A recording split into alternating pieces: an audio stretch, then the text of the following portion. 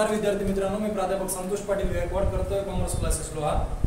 आपण अगोदरच्या पिरियडला त्यागाचे प्रमाण नवीन प्रमाणे शिकवलेलं आहे, पण आजच्या पिरियडला आपल्याला ख्याती हे पार्ट काय करायचं हे शिकवायचं आहे. तर लक्षात घ्या, ख्याती याला आपण इंग्लिश मध्ये असं म्हणू शकता की गुडविल, बरोबर आहे. तर नेमकी ख्याती काय असते, तर ते ख्याती नेमकं काय असते ते बघू आपण. ख्यातीला दुसरं नाव आहे बाबा पदप्रतिष्ठा. पदप्रतिष्ठा साध्या भाषेत लक्षात ठेवलं तर चांगले नाव. कसं नाव? चांगले नाव. नाव लौकिक. नाव लौकिक लक्षात ठेवा. अकाउंट मध्ये असो, ओसी मध्ये असो, कोणत्या भाषेत ख्याती म्हणलं की आपलं काय असतं, चांगलं नाव असते व्यवसायाचं आपल्या, किंवा आपली काय असते पदप्रतिष्ठा असते. आपण म्हणतो एखाद्या गावामध्ये त्या माणसाची काय पदप्रतिष्ठा, बाबा गेल्या गेल्या चहा पाणी केला न म्हणता आहे की नाही, जेवायला बसावं लागले, त्याचं नाव लई लौकिक आहे की नाही. म्हणजे लक्षात ठेवा, ख्याती म्हणजे दुसरं तिसरं काही नाही, त्या व्यक्तीचं काय असते चांगलं नाव. नाव ऐकलेलं असतं तुम्ही, त्याचं मार्केटमध्ये काय असते, जरा पदप्रतिष्ठा असते. आपण अंबानीचं नाव ऐकलं असेल तर त्याच्या संग आपला काही चहा पाणी बसणं उठणं कधी झालंय का, नाव ऐकलंय त्याचं आपण. म्हणजे त्या व्यक्तीची मार्केटमध्ये काय म्हणायचं, ख्याती, बरोबर आहे. त्याची आपली काय गाठभेट कधी पडली नाही, काही नाही, ती आपल्याला ओळखीतात का नाही, पण आपण त्यांना ओळखतो. काय ओळखतो की त्यांचं मार्केटमध्ये काय ख्याती आहे, चांगलं नाव आहे, म्हणजे त्यांचं नाव लौकिक आहे. तर साध्या भाषेत लक्षात ठेवा, ख्याती म्हणजे दुसरं तिसरं काहीच नाही, तर बाजारपेठेमध्ये असलेलं आपलं कसं नाव, चांगलं नाव. याची व्याख्या बी एक, भागीदाराचे किंवा व्यवसायाचे पैशात, कशात रे? पैशात मोजलेले नाव म्हणजेच ख्याती होईल. म्हणजेच काय, ख्याती. सोपी आहे की भागीदाराचे म्हणा किंवा व्यवसायाचे म्हणा, तुमच्या म्हणा, भागीदाराचे किंवा व्यवसायाचे पैशात मोजलेलं नाव म्हणजेच काय, ख्याती होईल. तुम्ही असे सोपे व्याख्या केली याच्यात, व्यवसायाचे पैशात मोजलेले नाव म्हणजेच काय, ख्याती आहे. व्यवसायाचे म्हणायचं मला जर लाज वाटत असेल, भागीदाराचे पैशात मोजलेले नाव म्हणजे काय, ख्याती आहे. लक्षात ठेवायचं, ख्यातीला आपण गुडविल म्हणतात, बरोबर आहे. गुड, चांगली आहे. तर लक्षात ठेवायचं, ख्यातीच्या आता दोन गोष्टी येतात. एक ख्याती मूल्यांकनाच्या पद्धती आहेत आणि दुसरं ख्यातीची हाताळणी आहे. असं नाही सर इथे पद्धत, इथे पद्धत, इथे पद्धत, इथे पद्धत दिसत का, चार पद्धती आहेत. चार पद्धती नाहीत. ह्या ख्याती मूल्यांकनाच्या दोन पद्धती आहेत आणि इथे ख्यातीची काय केली जाते, ह्या दोन पद्धतीने हाताळणी केली जाते. हाताळणीच्या दोन पद्धती म्हणजे ह्या लक्षात ठेवायचं आणि मूल्यांकनाच्या दोन पद्धती म्हणजे ह्या लक्षात ठेवायचं. ओके, म्हणजे मूल्यांकनाचे म्हणजे ह्या पद्धतीद्वारे ख्यातीचं मूल्य शोधलं जातं आणि हे शोधलेलंच मूल्य ह्या पद्धतीने काय केलं जातं, वापरलं जातं. कळतंय? म्हणून ख्यातीच्या लक्षात ठेवा, ह्या दोन पद्धती आहेत मूल्यांकनाच्या, ह्या दोन पद्धती आहेत हाताळणीच्या. तर आता नेमक्या ह्या मूल्यांकनाच्या दोन पद्धतीत काय, ख्यातीची व्याख्या आपल्याला कळली आहे. कोणाचे, भागीदाराचे, कशात, पैशात, काय केलंय, मोजलंय, काय मोजलंय, नाव मोजलंय, यालाच आपण ख्याती असं म्हणू शकता. तर लक्षात ठेवा, मग आता ख्यातीची व्याख्या झाल्याच्या नंतर आपल्याला शिकायचे बाबा ख्याती मूल्यांकनाच्या दोन पद्धती. त्याच्यातली पहिली पद्धत आहे सरासरी नफा पद्धत. सरासरीला इंग्लिश मध्ये तुम्ही ॲव्हरेज म्हणता, आपल्याला प्रॉफिट म्हणता, ॲव्हरेज प्रॉफिट मेथड आहे. तर सरासरी नफा पद्धत लक्षात ठेवायची. सरासरी नफा पद्धत, ॲव्हरेज प्रॉफिट मेथड. यामध्ये काय केलं जातं, मागील काही वर्षाच्या नफ्याच्या आधारे, समजा 2020 आहे, तर 2020च्या अगोदर 2019 होता, 18 होता, 17 होता.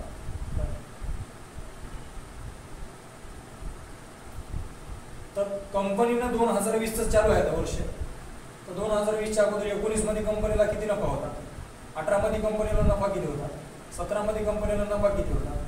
हे चालू वर्ष असलं ते मागचे वर्ष, म्हणजे ह्यांच्या वर्षाच्या नफ्यावर, या वर्षाच्या नफ्यावर, या वर्षाच्या नफ्यावर यांचा हिसाब करून जर इथे ख्याती काढली तर त्याला म्हणायचं सरासरी नफा पद्धत, बरोबर आहे ना. म्हणजे लक्षात ठेवायचं, मागील काही वर्षाच्या नफ्याच्या आधारे, हे मागचे वर्ष चालू नाही बरं, मागील काही वर्षाच्या नफ्याच्या आधारे ज्या पद्धतीमध्ये ख्याती शोधून काढली जाते त्या पद्धतीला म्हणायचं सरासरी नफा पद्धत.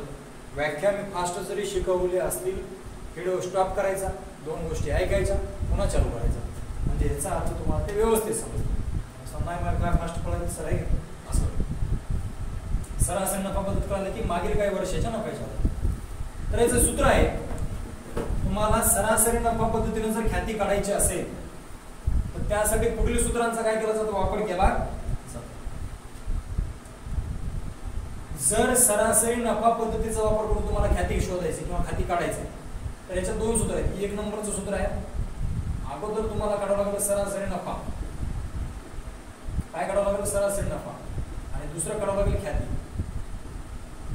कारण तुम्हाला काय काढायचं, ख्यातीच काढायची ओरिजिनल, पण ख्याती काढण्यासाठी अगोदर काय काढावं लागतं, सरासरी नफा काढावा लागेल. तर याचं सूत्र आहे सरासरी नफा काढायचं, एकूण नफा वजा एकूण तोटा भागिले एकूण वर्ष. हे सूत्र कशाचं आहे, सरासरी नफ्याचं. नंतर आपल्याला काय काढायचं, ख्याती काढायची.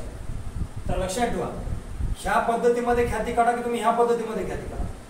ख्याती काढत असताना सूत्र काय करायचं, तुम्ही कोणत्या पद्धतीने काढायला, सरासरी नफा पद्धतीने. इथे लिहायचं सरासरी नफा गुणिले खरेदी वर्षाची संख्या.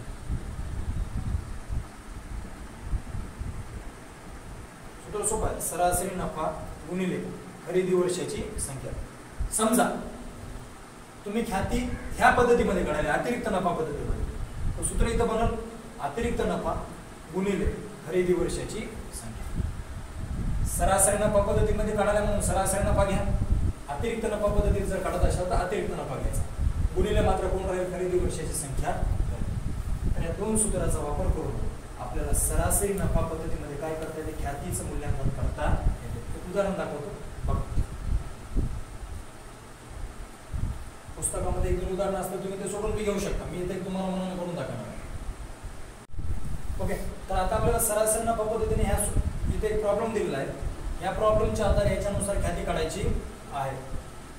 एका व्यापाऱ्याचा मागील 6 वर्षाचा नफा तोटा काय केलेला आहे, पुढील प्रमाणे दिलेला आहे. आणि त्यावरून काय काढा म्हणते, ख्याती काढा. तर आपण कोणती पद्धत वापरणार, सरासरी नफा पद्धत. तर या ठिकाणी बघा, उत्तराला समजा सुरुवात करायला. तर इथं दिलेलं आहे सरासरी नफा पद्धतीने जेव्हा जेव्हा आपण ख्याती काढतो तर अगोदर काय काढावं लागतं, अगोदर सरासरी नफा काढावा लागतो.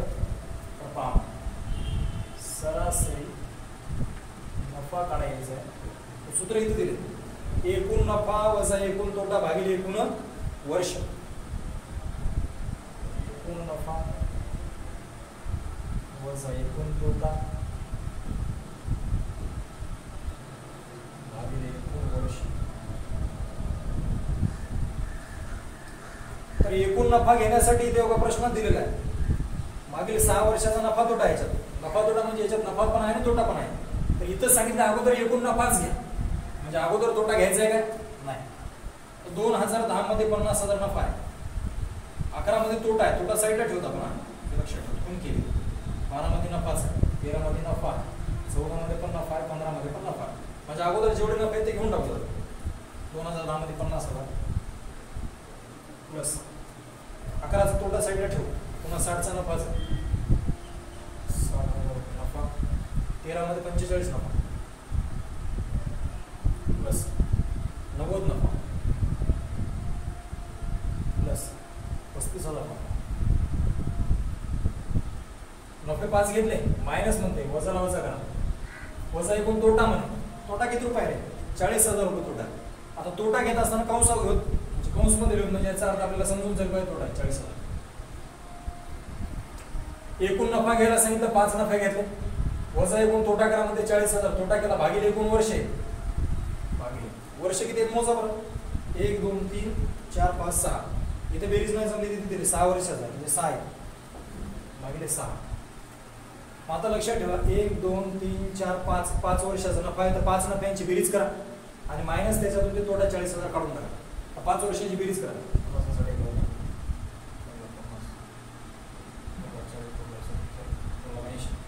2,80,000 रुपये नफा आहे का बघा, मायनस 40,000 तोटा भागिले 6 असं येईल का बघा.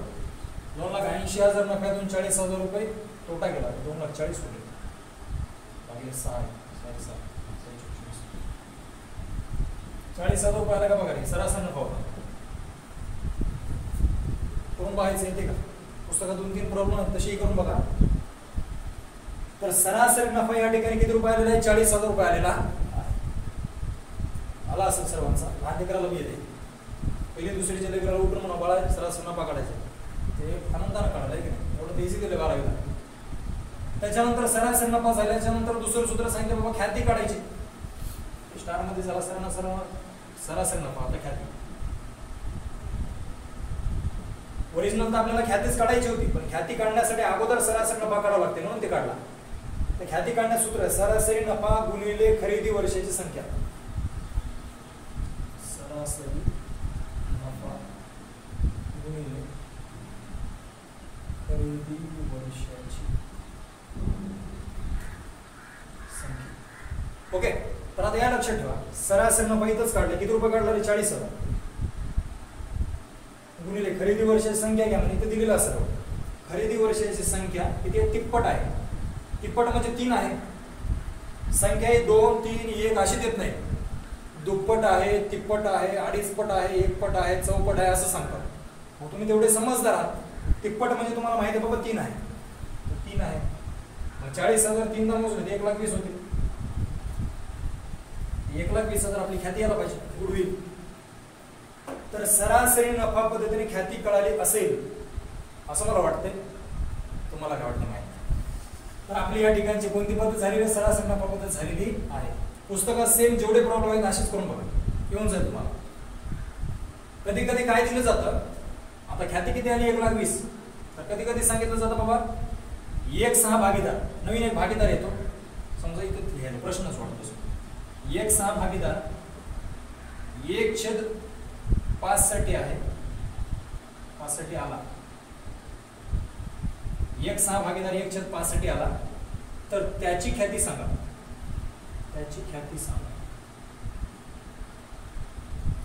तुम्हाला वाटेल सर मग फक्त ख्याती सांगितलं होतं, एक भागीदाराची कुठे सांगितलं होतं? जेव्हा जेव्हा एखादा नवीन भागीदार येतो त्याचा असा हिस्सा देतात, तर काम काय करायचं? जी आपली ख्याती आलेली आहे समजा 1,20,000, आता एक्सचा काढायचं ना.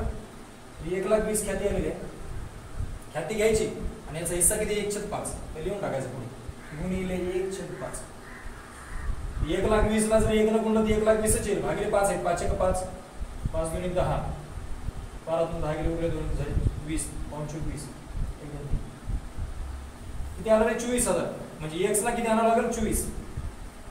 जर कधी एखादा नवीन भागीदार आलेला आहे, त्याचा हिस्सा दिला इथे 1/5, 1/4, 1/6 किती देऊ?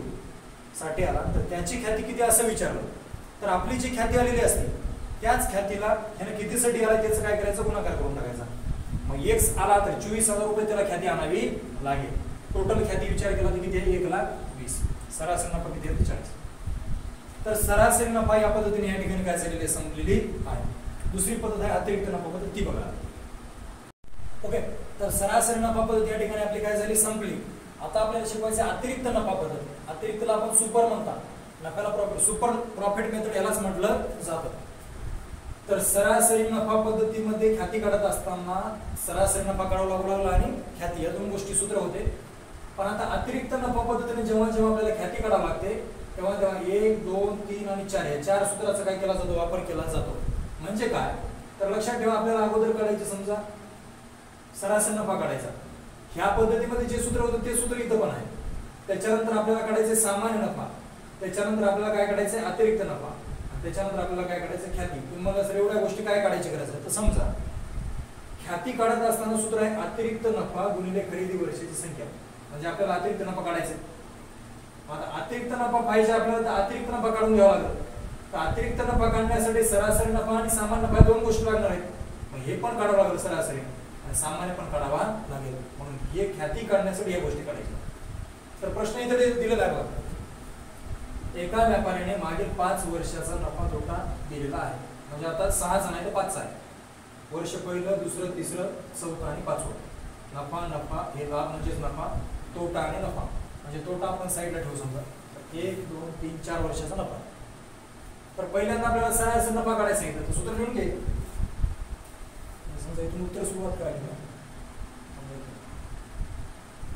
सरासरी नफा सूत्र तुम्हाला माहित आहे, एकूण नफा पाठ कोण टाकायचं, एकूण तोटा भागिले एकूण वर्ष. 2-4 जर याच्यावर गणित केले तर तुम्हाला पाठवून जाईल. तर या ठिकाणी आता आपण याचं उत्तर करून दाखवू. तर पहिल्यांदा आपल्याला सरासरी नफा काढायचा. सरासरी नफा सूत्र आहे एकूण नफा वजा एकूण तोटा भागिले एकूण वर्ष. तर अगोदर सरासरी नफा घ्यायला सांगितला, एकूण नफा सूत्र. तर याच्यात नफे किती, 1, 2, 3 आणि 4 नफे घेऊन टाका. 20,000, 40,000, 60,000. 20, 40, 60. त्याच्यानंतर तोटा आहे, तोटा साईडला ठेवा. 80,000 नफा. चला 1, 2, 3, 4 नफे घेतले. आता एक आहे तोटा 50,000. तोटा आपण काय करणार, मायनस करणार. मग मायनस तोटा कंसात मध्ये 50,000. तोटा 50,000 घेतला भागिले एकूण वर्ष घ्यायला सांगितले. वर्ष किती आहे, 1, 2, 3, 4, 5. इथं पण दिलेलं आहे 5 वर्षाचं. इथं पण मोजा 1, 2, 3, 4, 5. बेरीज करून घ्या. 20,000, 40,000, 60, 60, 1,20,000, 1,20,000, 80 म्हणजे 2 लाख. 2 लाखातून 50,000 तोटा गेला. 1,50,000 भागिले किती, वर्ष 5 आहे. वर्ष 5. 1,50,000 5 ने भागा तर 30,000 रुपये. म्हणजे 30,000 आला, याला म्हणायचं सरासरी नफा. तुम्ही करून बघा. 30,000 रुपये सरासरी नफा यायला का बघा. ओके. तर पहिलं सूत्र आपण वापरलेलं आहे, सरासरी नफा या ठिकाणी काय झाला समजा. दुसरं काय सांगितलं रे, सामान्य नफा काढायचा. हे काम पण झालं. 2 नफा सामान्य नफा. सामान्य नफा काढत असताना सूत्र आहे गुंतविलेले भांडवल घ्या. गुंतविलेले भांडवल गुणिले परताव्याचा दर.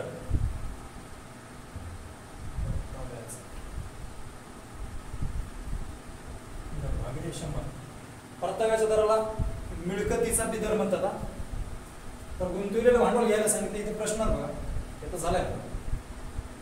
गुंतविलेले भांडवल 1,50,000 आहे म्हणा. 1,50,000 म्हणजे 1.5 लाख. 1,50,000 गुणिलेला गुणिले परताव्याचा दर दिलाय बघ इथं. परताव्याचा दर 12%. 12% भागिले 100 वर्ष. भागाकारातले 2 शून्य घडले, गुणाकारातले 2 शून्य घडले, एकची किंमत नाही.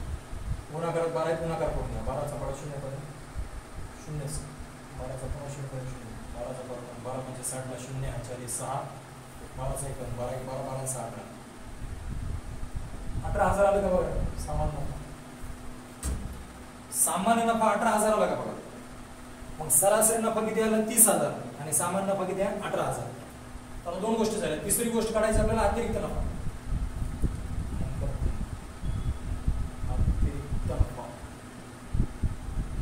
अतिरिक्त नफ्याची व्याख्याच सामान्य नफ्यापेक्षा जास्त जो नफा असतो. कोण्या नफ्यापेक्षा, सामान्य नफा.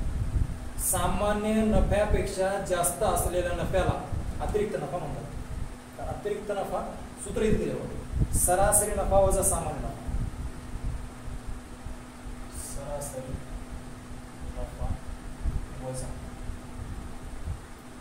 सामान्य नफा. तर या दोन्ही गोष्टी इथे दिलेल्या आहेत बघा. सरासरी आपण काढलेला किती हजार आला, 30. चला सरासरी 30 वजाला वजा सामान्य किती आला इथे काढलाय, 18. 30 मधून 18 गेला, किती होतं तरी 12,000. हे कोणता आहे, अतिरिक्त. 3 सूत्र झाले म्हणजे अतिरिक्त नफा किती आला, 12,000 आला. शेवटी काढायची ख्याती. नंबर 4 सूत्र तुम्हाला मी आता सांगितलं. जेव्हा जेव्हा ख्यातीचं सूत्र काढतात तेव्हा तेव्हा सरासरी नफा पद्धतीत काढत असताना इथं सरासरी नफा घेतात, अतिरिक्त नफा पद्धतीत काढत असताना इथं अतिरिक्त नफा घेतात.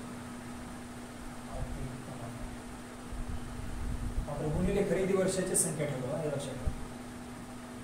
खरेदी वर्षाची संख्या दुप्पट तिप्पट मध्ये असते बरं का. तर अतिरिक्त नफा आपण इथं काढला, किती रुपये आला रे? 12,000 गुणिले खरेदी वर्ष संख्या. प्रश्न बघा असा, खरेदी वर्ष संख्या किती आहे? दुप्पट. दुप्पट म्हणजे 2. 12,000 गुणिले 2 म्हणजे 24,000. तर गणितात ख्याती किती रुपये आले मग? 24,000.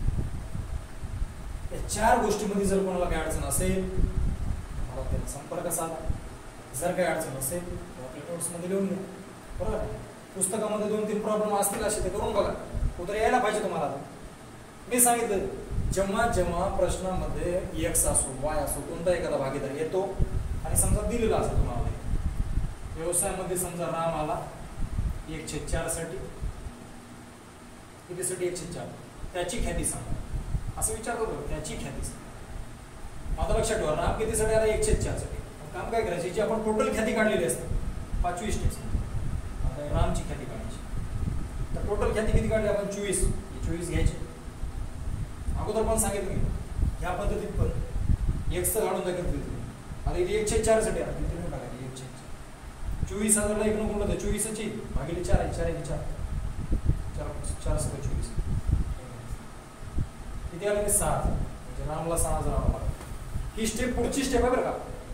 ही स्टेपच्या आसपास नसते, इथपर्यंतच असते. तर अशा पद्धतीनं सरासरी नफा पद्धत पण संपली आणि अतिरिक्त नफा पद्धत पण काय झाली? संपली. म्हणजेच ख्याती मूल्यांकनाच्या पद्धती या ठिकाणी काय झाल्या? संपल्या. ख्याती पण शिकवलेली काय झाली असेल? समजली असेल. ख्यातीची व्याख्या तुम्हाला काय सांगितली? व्यवसायात भागीदाराचे पैशामध्ये मोजलेले काय? नाव. म्हणजेच काय? ख्याती. ख्याती मूल्यांकनाच्या किती पद्धती आहेत? 2. सरासरी आणि अतिरिक्त या दोन्ही गोष्टी या ठिकाणी झालेल्या आहेत. उद्याच्या पिरियडला आपण ख्यातीची काय करू? हाताळणी शिकू. ते झालं की आपल्याला डायरेक्ट मेन गणिताला काय करता येते? सुरुवात करता येते. धन्यवाद. बाय.